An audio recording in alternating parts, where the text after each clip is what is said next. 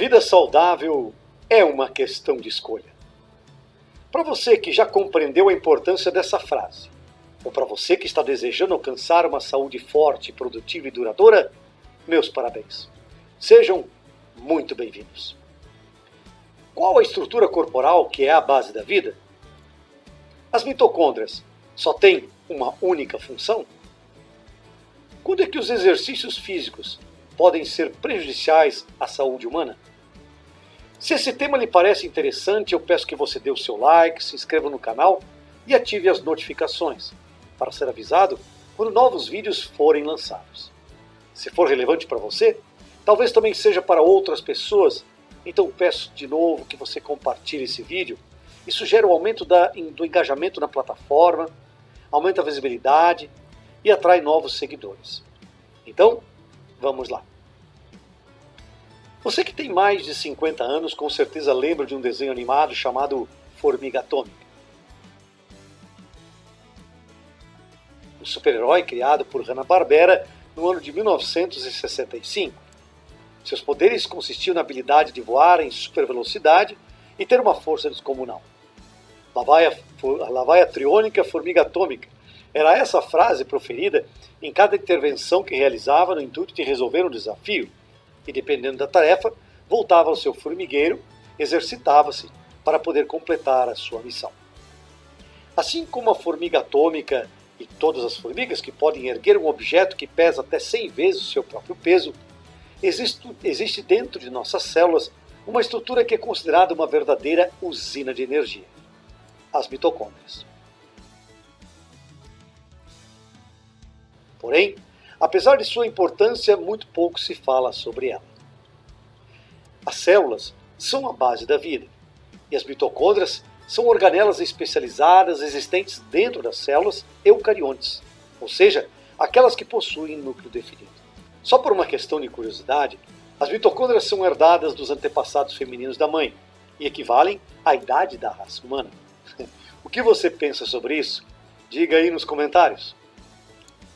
Essas organelas utilizam oxigênio para transformar a energia proveniente dos metabólitos em vigor e força de fácil acesso à célula. Essa energia é acumulada em compostos transitórios e ricos em ligações energéticas, sendo o principal a adenosina trifosfato, muito conhecido por sua sigla, ATP. Apresentam uma dupla membrana. A mais externa é lisa, enquanto que a mais interna forma as cristas mitocondriais, que delimitam a matriz mitocondrial, na qual são encontradas proteínas, DNA, RNA, ribossomos. Entre essas membranas existe o espaço intermembranoso, e o número de mitocôndrias varia de uma célula para outra. Porém, geralmente, uma única célula contém centenas de mitocôndrias, acumulando-se em locais do citoplasma que possuem maior gasto energético. Faça aí uma equação bem rápida. Multiplique por 100 o número de células do corpo, 37 trilhões, e terá o número aproximado de mitocôndrias existentes no organismo. Fácil, não é? Extremamente fácil. As cristas mitocondriais são responsáveis por garantir o aumento da superfície da membrana interna. Nessa crista, é possível perceber a presença de enzimas e também de outros componentes que são importantes no processo de respiração celular. As células que consomem muita energia apresentam mitocôndrias com grande quantidade de cristas. Os filamentos de DNA são sintetizados na própria organela e sua duplicação ocorre sem interferência do DNA nuclear. Nas mitocôndrias ocorre o RNA ribossomal, que catalisa a síntese das proteínas, o RNA mensageiro, onde ocorre o envio da informação do DNA do núcleo até o citoplasma, onde a proteína será produzida, e o RNA transportador, que, como o nome já diz, transporta os aminoácidos até os ribossomos, para então acontecer a síntese das proteínas.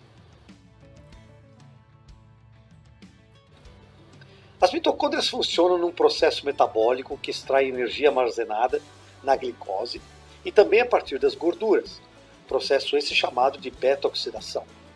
Lembrando que a glicose é pré-existente, enquanto que as gorduras precisam ser ingeridas na alimentação como falei no vídeo sobre os macronutrientes. Então, a energia liberada é utilizada para realizar diversas atividades celulares.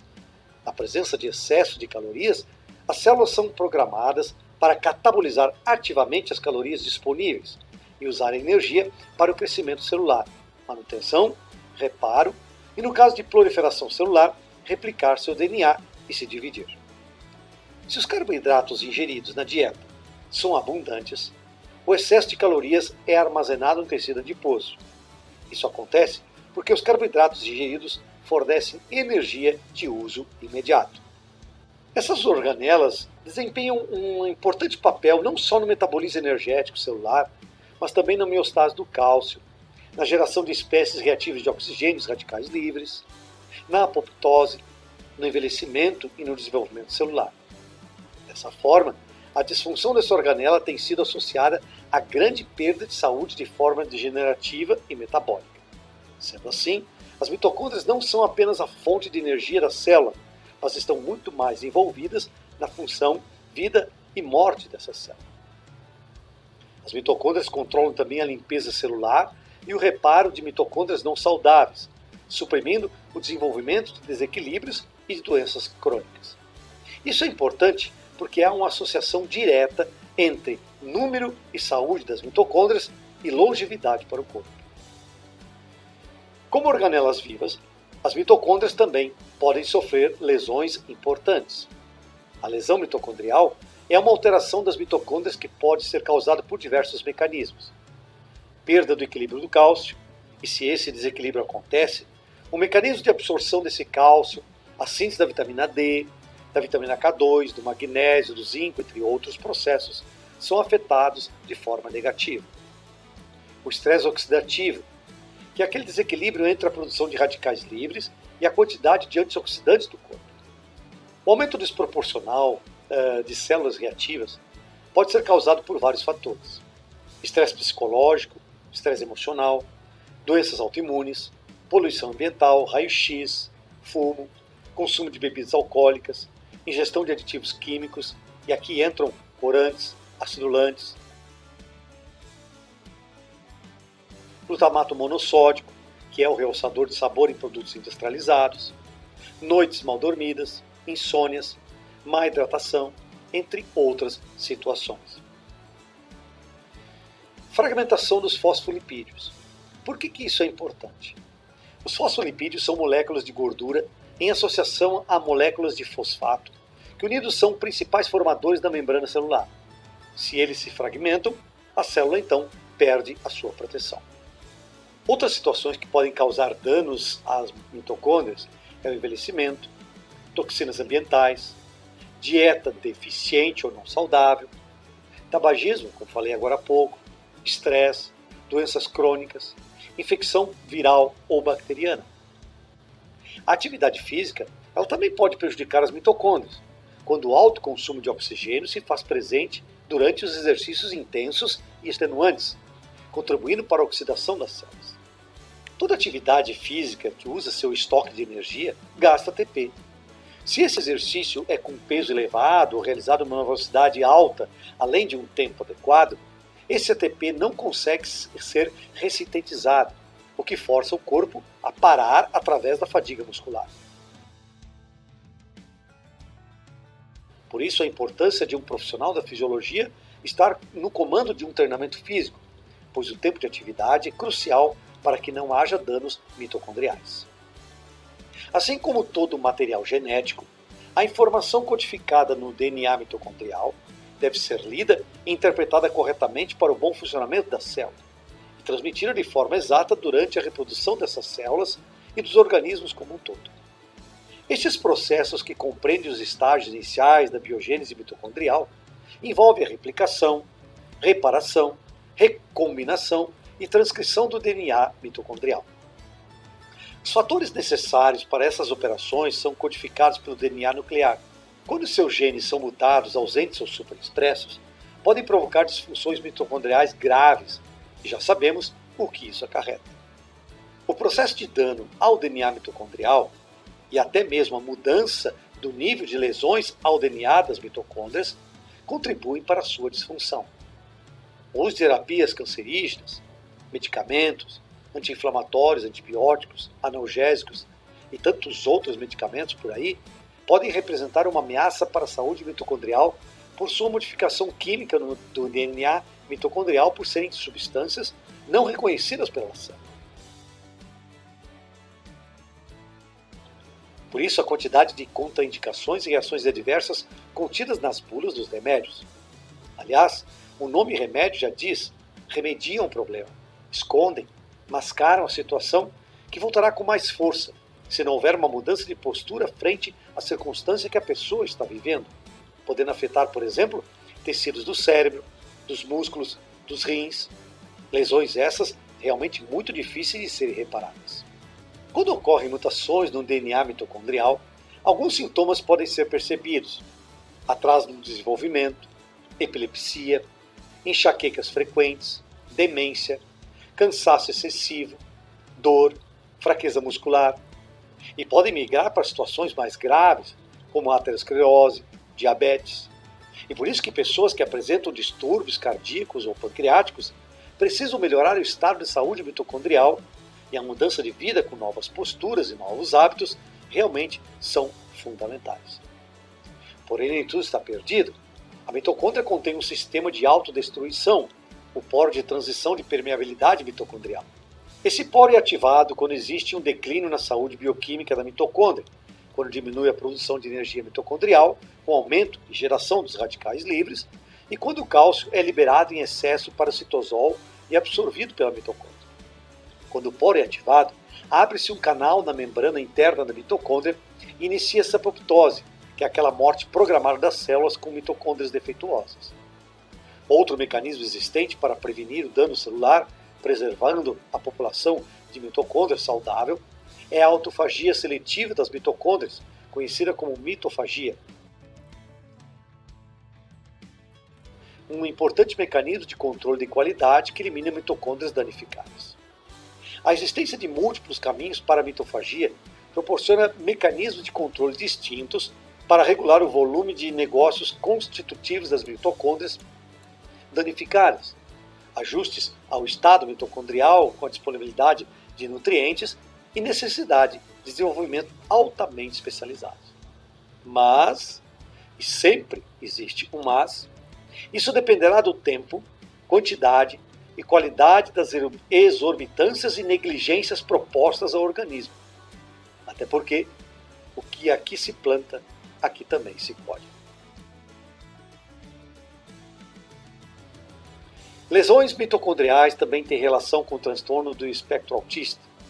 Não há dúvida de que esse transtorno tem raízes genéticas, mas como eu já demonstrei num vídeo anterior, a influência de fatores ambientais e nutricionais na geração da disfunção neurológica são uma realidade.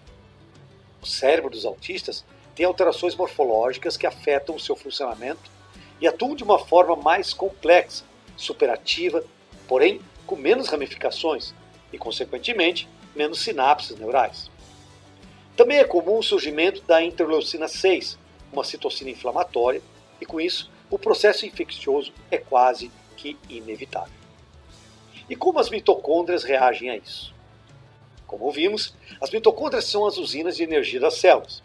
E quando há alguma disfunção mitocondrial e o organismo não consegue realizar a mitofagia, ocorre uma queda no nível de energia que pode afetar a cognição e até mesmo as respostas motoras.